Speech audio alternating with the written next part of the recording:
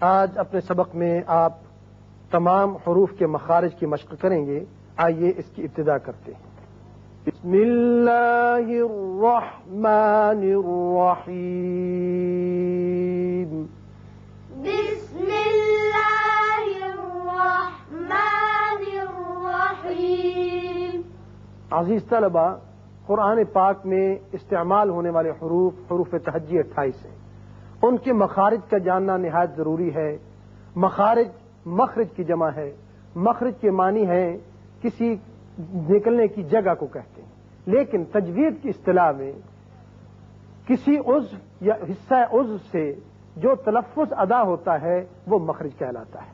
لہذا قرآن پاک کے 28 حروف کے مختلف مخارج ہیں. ان میں زبان، کوا، تالو، مسوڑے، دانت، ہونٹ اور خلائے دہن، یہ سب چیزیں استعمال ہوتی ہیں. یہیں سے ان کے مخارج نکلتے ہیں. سب سے پہلا جو مخرج ہے وہ حروف حلقی کا ہے. حروف حلقی ان کو اس لیے کہتے ہیں کہ یہ 6 حروف حلق سے ادا ہوتے ہیں. وہ کون کون سے ہیں؟ حمزہ، ہا، عین، خا، غین. یہاں حمزہ اس لیے کہا کہ جو الف مدہ ہوتا ہے وہ خلائے دہن کی ہوا سے ادا کیا جاتا ہے، اور حمزہ جو ہے یہ حلق سے ادا ہوتا ہے.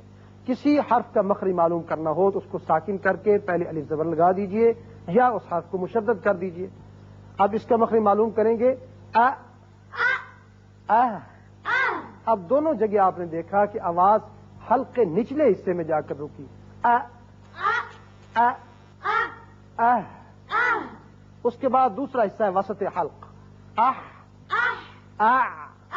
اب دیکھیے آواز درمیان میں آ کر رکتی ہے. اب تیسرا حصہ جو ہے حلق کا وہ ہے اقصی حلق، اوپر والا حلق. اس میں ہے اخ،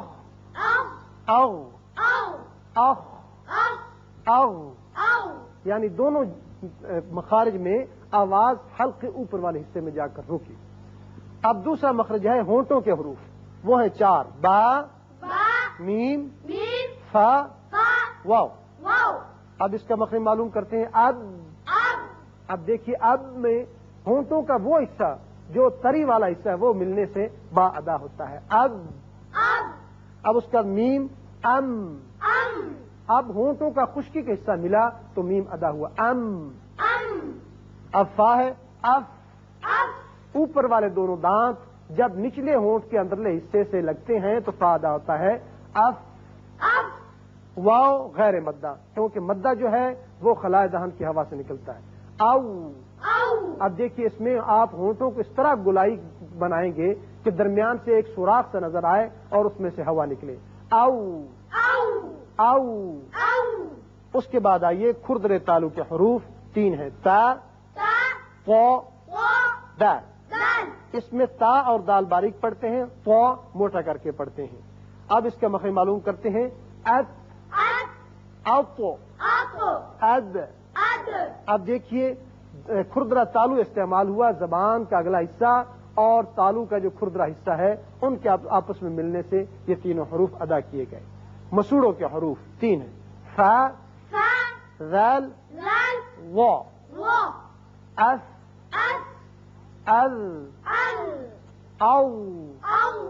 اب ان میں فا اور ذال تو باریک پڑھتے ہیں اور وا کو پر کر کے پڑھتے ہیں. یہ حروف مستعلیہ میں سے جو آپ پڑھ چکے ہیں.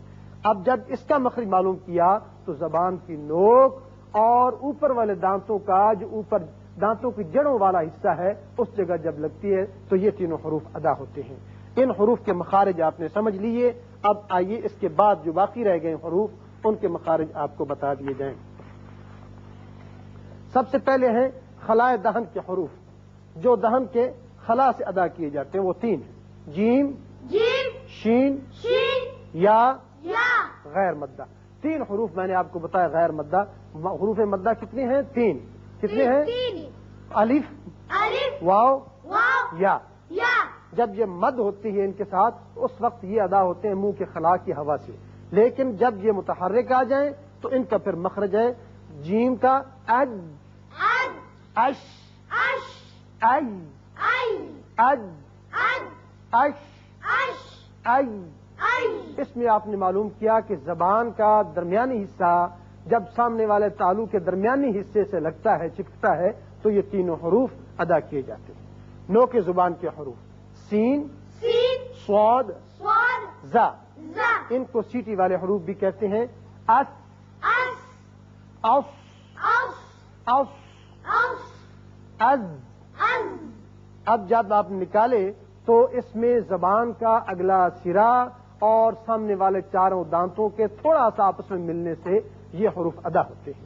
اگلا حرف ہے پہلوئے زبان کا حرف ضاد۔ ضاد، اس کے متعلق یاد رکھیے کہ یہ ضاد ہے، ضاد نہیں ہے۔